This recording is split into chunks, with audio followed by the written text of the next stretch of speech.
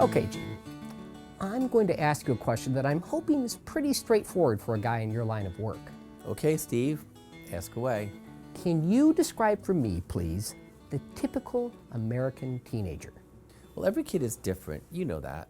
I know, but I mean, what are the general characteristics?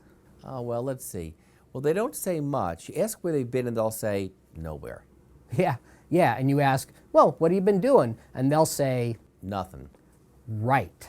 Plus, they like junk food. They get kind of irritable if you ask them to eat something healthy. In fact, they get irritable if you ask them to do anything differently. Plus, they somehow spend the whole weekend just lying around the couch, staring at the phone, complaining they're too tired. But then suddenly when a friend comes in, they're full of energy. Okay, I gotcha. Irritable, always tired, loves junk food, hates being criticized, typical American teen. So let's switch gears. Tell me what adolescent depression looks like. Well, when teenagers get depressed, it doesn't always look like what folks might picture. Depressed teens crave carbohydrates, they're super sensitive to criticism, they often complain about being tired, and instead of feeling hopeless or sad, they're constantly irritable. So wait a minute. It sounds like we have a problem. I see where you're going. The typical teen looks an awful lot like a clinically depressed teen. And yet, we know that the rate of depression in teens is only around 20%. I mean, that's still 1 in 5 kids, but it's not every kid. So how are we supposed to know which teens are depressed and which teens are just being, well, teenagers? That question is what you and I get asked nearly every day. Parents ask us how can they know whether their teenager or toddler or sixth grader isn't acting like a typical teenager, toddler, or sixth grader. In other words, when should they be concerned? Yep, distinguishing the normal trials and tribulations of growing up from a psychiatric diagnosis is a huge part of our job, and it ain't easy. Growing up can be tough. But it's super important to know when a psychiatric syndrome is present in order to offer the most appropriate treatment. So how do we do that? Well, the first thing we ask parents to look for is whether there's been a change in behavior. By change, we usually mean something dramatic. Right.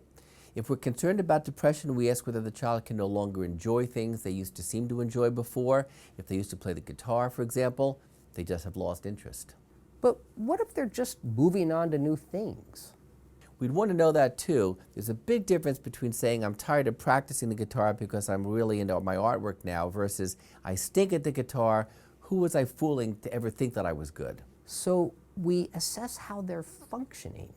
That's right, and you just can't rely on what you see as a parent. You have to understand how the child is doing in school, how they're doing with friends, how they're doing in performances, how they've been acting around their grandparents, and so forth.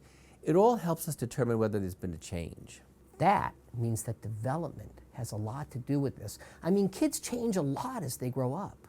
You bet. These changes can look a lot different depending on age. A toddler who likes imaginary play might stop playing. A sixth grader might start to sit alone in the cafeteria. A teen might withdraw from family and from friends.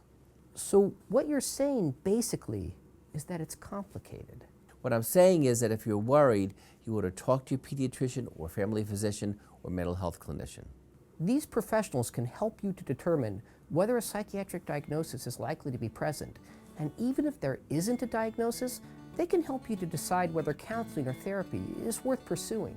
Which leads me to ask you, Steve, what's my favorite saying? Don't worry alone. Talk to a professional. Because these things are complicated. But we can help. He's Steve Schlozman.